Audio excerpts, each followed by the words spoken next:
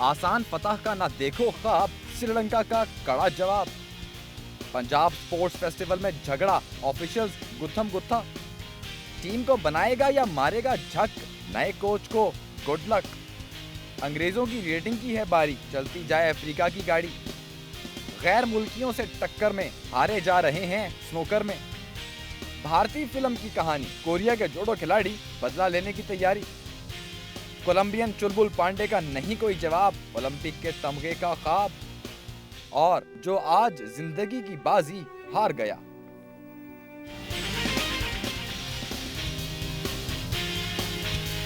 आप देख रहे हैं स्पीड, मैं हूं अनीस शेख। ट्रायंगुलर सीरीज के खिताम पे ऐसा लग रहा है जैसे श्रीलंका की टीम ऑस्ट्रेलिया से थोड़ी सी बेहतर है। पहला मैच वो हार गए थे लेकिन फाइट करके। दूसरे मैच में उन्होंने ऑस्ट्रेलिया को कॉम्प्रिहेंसिवली हरा दिया। ऑस्ट्रेलिया की दोनों सेंचुरियां जाया गई और श्रीलंका की एक सेंचुरी कम आ गई। एडिलेड में खेले जाने वाले दूसरे फाइनल में ऑस्ट्रेलिया ने टॉस जीतकर पहले खेलते हुए 6 विकेट पर 271 रन बनाए। डेविड वार्नर और माइकल क्लार्क की सेंचुरियां भी टीम को कामयाबी दिलाने में नाकाम रहीं। वार्नर ने 4 चौकों और 1 छक्के की मदद से 100, जबकि क्लार्क ने 5 चौकों और 4 छक्कों की मदद से 117 रन बनाए। श्रीलंका की जानिब से मलिंगा ने 3 और दिलशान ने 1 खिलाड़ी को आउट किया। श्रीलंकन टीम ने मुकर्ररा हदफ 44.1 ओवर्स में 2 विकेट के नुकसान पर पूरा कर लिया। ओपनर्स जयवर्धने और दिलशान की 179 रन की शानदार शराकत के बायस कामयाबी यकीनी हुई। दिलशान ने वनडे करियर की 12वीं सेंचुरी स्कोर करते हुए 106 रन की इनिंग्स खेली, जबकि जयवर्धने 80 रन बनाकर नुमाया बैट्समैन रहे। सीरीज का तीसरा और फैसला कुन फाइनल 8 मार्च को एडिलेड में खेला जाएगा। नाज़रीन, हमारी आपके साथ आज डिस्कशन ये है कि क्या गैर मुल्की कोच वाकई पाकिस्तान की क्रिकेट में कोई इंकलाब बर्पा कर सकता है, कोई चेंज ला सकता है। बहुत दफ़ा तजुर्बा किया जा चुका है, बहुत ज़्यादा कामयाब नहीं कह सकते। इस वक्त हमें गैर मुल्की कोच की ज़रूरत क्यों है? सीनियर सहाफ़ी आसिफ सोहेल हमारे साथ लाइन में मौजूद हैं। आइए उनसे पूछते हैं कि आखिर ऐसी क्या ज़रूरत हमें पेश आती है। आसिफ साहब, बहुत बहुत शुक्रिया। थोड़ी रोशनी डालें, ये बहुत पुराना सिलसिला है हमारा। अगर मुल्की कोच अच्छा भी परफॉर्म कर रहा हो, हम गैर मुल्की कोच को ही प्रेफर करते हैं। आखिर इसके पीछे लॉजिक क्या है? देखिए उन्नीस, सबसे पहली बात तो ये है कि हमने अपना एक इमेज बिल्डअप करना है क्रिकेट वर्ल्ड में कि Pakistan is a safe country. तो इसके ये सबसे बड़ी एक वजह है कि हम अपने एक गैर मुल्की कोच को पाकिस्तान में करते हैं। दूसरा बात ये है कि हमारे यहाँ पर एक क्वालिफाइड और अनक्वालिफाइड कोचिंग की ना एक खामखा की डिस्कशन चली हुई है कि जो क्वालिफाइड कोच होता है सिर्फ वही कोचिंग कर सकता है। लेकिन पाकिस्तान क्रिकेट के साथ एक दफा ऐसा हो भी चुका है, आपको पता है कि कुछ अरसे के लिए हमने ग्रेग चैपमैन को भी बनाया था, वो कोई क्वालिफाइड कोच नहीं थे। लेकिन अब मसला ये है कि डेव वॉटमोर और डीन जोन्स का ये एक टाई पड़ी हुई थी कि इनमें से किसको कोचिंग पे लगाया जाए।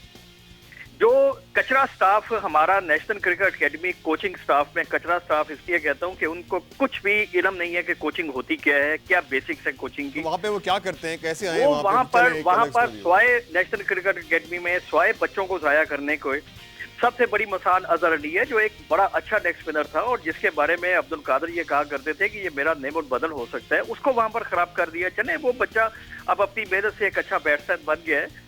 अब वहां पर डीन जोन्स के बारे में सारी बात हो रही थी कि Dean Jones Pakistan cricket team का कोच होगा, लेकिन मैं समझता हूं कि किसी बड़े भले बंदे ने ज़का अशरफ साहब के कानों में ये बात डाल दी कि जनाब डीन जोन्स जो है वो एक कंट्रोवर्शियल फिगर है, उसके बड़े केसेस हैं इस तरह की, उल्टी सादी बातें करता है। आप तो नहीं थे आसिफ साहब? तो उसमें उन्होंने फिर अपनी लाइन चेंज की और डेव वॉटमोर को बना दिया कोच।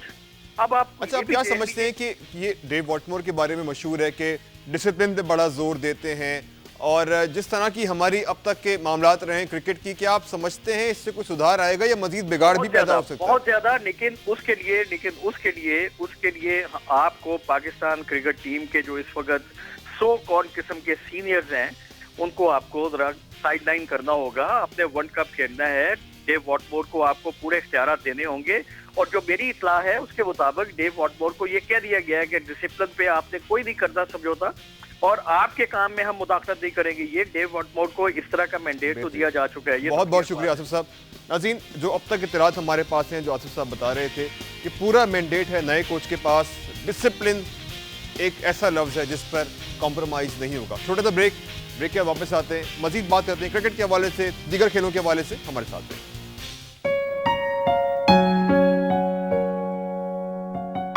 क्या आप जानते हैं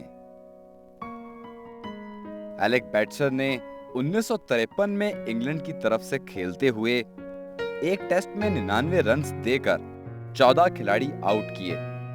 उनकी टीम फिर भी ये मैच हार गई।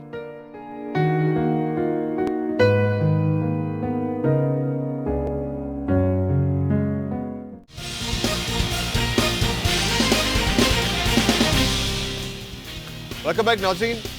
सीरीज शुरू हो रही है जनूबी अफ्रीका और न्यूजीलैंड की। अगर जनूबी अफ्रीका इस सीरीज में कामयाबी हासिल कर लेता है तो वो टेस्ट रैंकिंग में नंबर 1 टीम बन सकता है, जो इस वक्त इंग्लैंड के पास है। डोनेडन में होने वाली सीरीज के पहले मैच के लिए कीवी टीम में 4 फास्ट बॉलर्स को शामिल किया गया है, जिनमें Tim Southee, Doug Bracewell, Chris Martin और ट्रेंट बोल्ट शामिल हैं। उधर प्रोडिस टीम में Alviro Petersen, Jacques Rudolph, wicketkeeper Mark Boucher, fast bowler Vernon Philander और लेग स्पिनर इमरान ताहिर को पहले मैच के लिए बुला लिया गया है। जनूबी अफ्रीकी टीम सीरीज जीतने के बाद टेस्ट रैंकिंग में इंग्लैंड से टॉप पोजीशन छीन सकती है। नाज़रीन, इस्लामाबाद में विमेन क्रिकेट का कैंप लगा। हारून सिद्दीकी की रिपोर्ट। 9 मार्च से शुरू होने वाली 7वीं कौमी खवातीन क्रिकेट चैंपियनशिप में मुल्क भर से 14 टीमें शिरकत कर रही हैं, जिन्हें 3 पूल्स में तकसीम किया गया है। पूल ए में इस्लामाबाद, लाहौर, मुल्तान, एबटाबाद और कोयटा। पूल बी में ZTBL, रावलपिंडी, सियालकोट, पेशावर और पीके बोर्ड। जबकि पूल सी में पाकिस्तान यूनिवर्सिटीज, कराची, फैसलाबाद और हैदराबाद की टीमें शामिल हैं। गिलगित बल्तिस्तान, AJK, आज़ाद कश्मीर, गुजरात कंबाइन होके हमारी टीम बनी है और इंशाल्लाह उम्मीद तो यही है कि टीम अच्छा करेगी। इस्लामाबाद की खवातीन क्रिकेट टीम के तरबियती कैंप में शरीक खिलाड़ियों का कहना है कि गुज़िश्ता सालों की निस्बत इस साल बॉलिंग के शोबे में बेहतरी आई है। टीम कम्बिनेशन बहुत अच्छा किया है और इस दफ़ा उम्मीद है कि हमारी बॉलिंग माशाल्लाह बहुत अच्छी है, बैटिंग भी है। इस्लामाबाद की टीम चूँकि बहुत आला है, उनकी बैटिंग लाइन, बॉलिंग लाइन सब भी बहुत आला है। कोशिश यही होगी कि हम फाइनल तक जाएं। 7वीं कौमी खवातीन क्रिकेट चैंपियनशिप में मुल्क भर से टीमों की भरपूर नुमाइंदगी इस बात की दलील है कि क्रिकेट में खवातीन की दिलचस्पी भी मर्दों से किसी तौर पर कम नहीं। कैमरामैन राजा यासर के साथ हारून सिद्दीकी, दुनिया न्यूज़, इस्लामाबाद। नाज़रीन, एक लाइव कॉलर हमारे साथ मौजूद है, आइए उनसे बात करते हैं। अस्सलाम वालेकुम जी, कौन सा बात करें, कहाँ से? अब्दुल शाकिर बात कर रहा हूँ जी, खुशाल से। जी, आपका क्या ख्याल है, क्या पाकिस्तान में गैर मुल्की कोच की ज़रूरत है? जी, मैं समझता हूँ कि गैर मुल्की कोच का अपॉइंट किया जाना मेरे हिसाब से ठीक तो नहीं, लेकिन अगर हुआ है तो ये है कि फिर मुकम्मल इख्तियारात जो हैं उनको दे दिए जाएँ, सिलेक्शन के हवाले से भी और टीम को चलाने के हवाले से, ताकि इन फ्यूचर पाकिस्तान जो है वो एक ट्रैक पे आ सके। बहुत बहुत शुक्रिया नाज़रीन। ये पॉइंट ऑफ व्यू है कि अगर आपने गैर मुल्की कोच को हायर किया है तो फिर उसको अपने तरीके से काम भी करने दिया जाए। एक और मज़े की खबर, जब रेस ट्रैक को कुश्ती के उखाड़े में तब्दील कर दिया जाए तो कैसा लगता है, देखते हैं। लाहौर के पंजाब स्टेडियम में एथलेटिक्स के मुकाबले करवाए गए।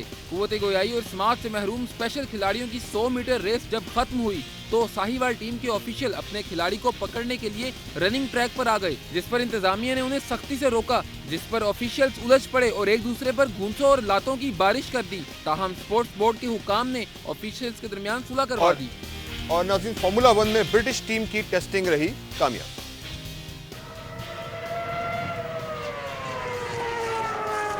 बरतानवी टीम के ड्राइवर जर्मनी के टिमो ग्लोक, फ्रांस के चार्ल्स पिक गुज़िश्ता हफ्ते बार्सिलोना में आजमाइशी रेस में अपनी कार नहीं दौड़ा सके थे, जो उनके लिए सदमे से कम नहीं था। ताहम वो बरतानिया के शहर स्लोस्टोन में कामयाब आजमाइशी रेस के बाद बेहद खुश दिखाई दिए। ग्लोक का कहना था कि वो अपनी कार की परफॉर्मेंस से बेहद मुतमईन हैं, जबकि चार्ल्स भी इस बारे में बड़े पुरजोश थे। फार्मूला 1 रेस 18 मार्च से मेलबर्न में शुरू होगी।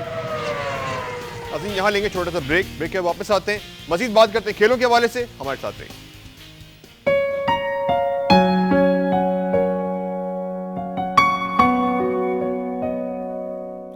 ली ट्रेविनो कहते हैं, गोल्फ से बहुत कमाई होती है। यकीन नहीं आता तो मेरी साबका बीवियों से पूछ लें। वो दोनों इतनी अमीर हैं कि उनके शौहर काम नहीं करते।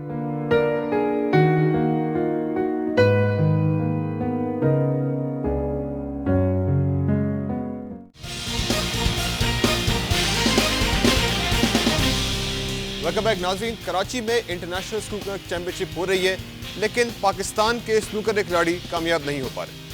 कराची में जारी 7 मुल्की स्नूकर चैंपियनशिप के तीसरे रोज भी कौमी क्विस्ट मेहमान खिलाड़ियों को जेर करने में कामयाब दिखाई नहीं दे रहे। दिन के पहले मैच में पाकिस्तान के मोहम्मद आसिफ ने हमवतन अब्दुल सत्तार को 4-0 से शिकस्त दे दी, जबकि थाईलैंड के थेप छाया ने पाकिस्तानी क्विस्ट मोहम्मद सज्जाद को 1 के मुकाबले में 4 फ्रेम से मात दी। तीसरे मैच में वर्ल्ड चैंपियन ईरान के हुसैन वफाई ने पाकिस्तान के नवीन परवानी को 4-0 से जेर किया। नाज़रीन, एक लाइव कॉलर हमारे साथ मौजूद है, आइए उनसे बात करते हैं। अस्सलाम वालेकुम। जी वालेकुम अस्सलाम। कौन सा बात कर रहे हैं, कहाँ से? जी कुक्कू बात कर रहा हूँ लाहौर से। जी कुक्कू, क्या कहना चाहेंगे? जी यार, अगर तो हमारा ये कोच जरदारी साहब की तरह बाइख्तियार है तो फिर तो जबरदस्त, लेकिन अगर गिलानी साहब की तरह बेइख्तियार हुआ तो कोई फायदा नहीं है यार। बहुत बहुत शुक्रिया। कुक्कू साहब का ये कहना है कि अगर कोच बाख्तियार हुआ तो हो सकता है कि कोई रिजल्ट आ जाए। नाज़रीन, हॉर्स राइडिंग की बात करते हैं और एक कहानी है एक इंतहाई उम्र रसीदा घुड़सवार की। आइए देखते हैं। सलाह होकेशियो ने बीजिंग ओलंपिक्स में हिस्सा लेने वाले दुनिया के सबसे उम्र रसीदा घुड़सवार होने का एजाज हासिल किया था। उन्होंने इवेंट में 35वीं पोजीशन हासिल की थी। ताहम गुज़िश्ता हफ्ते फ्रांस में होने वाली इंटरनेशनल ड्रेसिंग मेट में अव्वल पोजीशन हासिल करने के बाद वो अगस्त में होने वाले लंदन ओलंपिक्स के लिए क्वालिफाई कर चुके हैं। ताहम इस सिलसिले में होकेशियो को जापानी हुकूमत के फैसले का इंतजार है कि वो उन्हें ओलंपिक टीम का हिस्सा बनाती है या नहीं। होकेशियो ने सबसे पहले 1964 के टोक्यो ओलंपिक में हिस्सा लिया था। बेल्जियम के टिम बुनीन पेरिस में नाइस साइकिलिंग के दूसरे मरहले में कामयाब है। पेरिस में जारी साइकिल रेस के दूसरे मरहले में शदीद बारिश को मात देते हुए बेल्जियम के टॉम बोनीन ने दूसरे राइडर्स को पीछे छोड़ दिया। साबिक चैंपियन ने 185.5 किलोमीटर फासला 4 घंटे 22 मिनट 15 सेकंड में तय किया। बेल्जियन साइकिलिस्ट ने कैरियर में कामयाबियों की सेंचुरी मुकम्मल की। स्पेन के जैक्स रोजास दूसरे और जर्मनी के जॉन डैगनकॉल्ब तीसरे नंबर पर रहे। इवेंट में अभी तक बर्तानिया ले ब्रैडली वैगन्स की टॉप पोजीशन बरकरार है। अमेरिकी साइकिलिस्ट लीवी लेफर्मर दूसरी और टॉम बोनीन तीसरी पोजीशन पर मौजूद हैं। रेस का तीसरा मरहला 194 किलोमीटर पर वेजरोन से लेक ऑफ वासीवेरे तक होगा। नाज़रीन, एक और लाइव कॉलर हमारे साथ मौजूद है, आइए उनसे बात करते हैं। अस्सलाम वालेकुम। वालेकुम सलाम। जी, कौन सा बात कर रहे हैं, कहाँ से? उमर बात कर रहा हूँ, सऊदी अरब। जी उमर, क्या कहना चाहेंगे? सर, ये अब जो टीम सिलेक्ट की है ना, ये बहुत बुरी सिलेक्ट की है। टीम बहुत बुरी सिलेक्ट की। इमरान नजीर है ना, अब्दुल रज़ाक है। बहुत बहुत शुक्रिया, बहुत बहुत शुक्रिया। बात हो रही कोच के हवाले से, लेकिन लोग अभी टीम के हवाले से भी कंप्लेन कर रहे हैं। कोलंबिया के एक पुलिसमैन को उम्मीद है कि वो ओलंपिक में पहुंचेंगे और तमगा भी लेंगे। दारुल हुकूमत बगूटा में तैनात पुलिस कांस्टेबल लिविस फर्नांडिस की एक टांग में नुक्स है, लेकिन वो लंदन ओलंपिक्स में गोल्ड मेडल जीतने के लिए पुरअज़्म है और अपनी ट्रेनर की जेर निगरानी सख्त मेहनत कर रहा है। फर्नांडिस माजी में कई आलमी मुकाबलों में हिस्सा ले चुका है। उसका कहना है कि वो अपनी कारकर्दगी से बहुत मुतमईन है और सही ट्रेनिंग और फिटनेस के साथ वो ओलंपिक गोल्ड मेडल जीतने का अपना ख्वाब पूरा कर सकता है। और स्पोर्ट्स में एक फिल्मी कहानी है। कोरिया के एक साबिक जुडो के खिलाड़ी का ख्याल है कि उनकी औलाद उन पर किए गए मजालिम का बदला लेगी। 1983 में एक 16 साल जूडो के खिलाड़ी ने शुमाली कोरिया की टीम की तरफ से ओलंपिक में हिस्सा लिया, मगर जनूबी कोरिया के हाथों शिकस्त की वजह से चोंग सू को कोयले की कान में मजदूरी की सजा दी गई। अब वो फरार होने के बाद शुमाली कोरिया में जिंदगी गुजार रहा है और उम्मीद करता है कि उसके 3 बेटों में से कोई इसका बदला ले सकेगा। बहन को दिखाना चाहता हूँ कि इस कदर तशद्दुद के बावजूद मैंने अपने बेटों को पाल लिया है और अभी हार नहीं मानी। इसका ख्वाब है कि एक दिन उसका कोई बेटा ओलंपिक में सोने का तमगा हासिल करेगा। उन्होंने ताइवान की एक साबिक जूडो की खिलाड़ी से शादी की है और अपना एक छोटा सा स्कूल चलाते हैं, जहाँ उनके बच्चे भी ट्रेनिंग हासिल करते हैं। 17 साल बेटे मौन जी से इसको बहुत उम्मीदें वाबस्ता हैं, जिसने एक मकामी टूर्नामेंट में सोने का तमगा जीता था। नाज़रीन, एक लाइव कॉलर हमारे साथ मौजूद है, अली फैसलाबाद से, से बात करते हैं। जी अली, आपका क्या ख्याल है, क्या पाकिस्तान क्रिकेट टीम में कोच गैर मुल्की होना चाहिए? गैर मुल्की कोच या मुल्की कोच की बात नहीं कर रहा हूँ। पाकिस्तान एक गरीब मुल्क है जिसमें खेलों पे अरबों रुपए खर्च कर दिए जाते हैं और हमें रिजल्ट बिल्कुल जीरो मिलता है।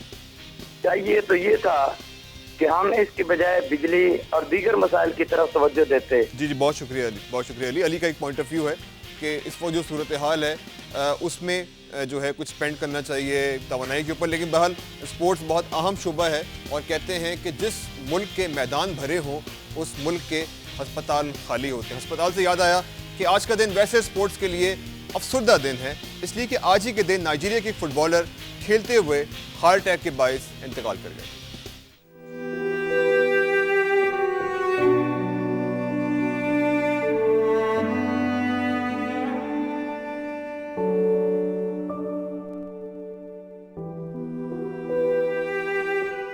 दो साल पहले आज ही के दिन नाइजीरिया के फुटबॉलर एंड्रिनस एडावोर मैच के दौरान दिल का दौरा पड़ने से इंतकाल कर गए। एक क्लब मैच के दौरान उनको दिल का दौरा पड़ा और वो अस्पताल जाते हुए जिंदगी की बाजी हार गए। अपने मुल्क में उनका शुमार अच्छे स्ट्राइकर्स में होता था। 2003 में वो लीग में सबसे ज्यादा गोल करने वाले खिलाड़ी थे। इस हादसे ने उनके अजीजों के साथ फुटबॉल के शायकीन को भी गमज़दा कर दिया।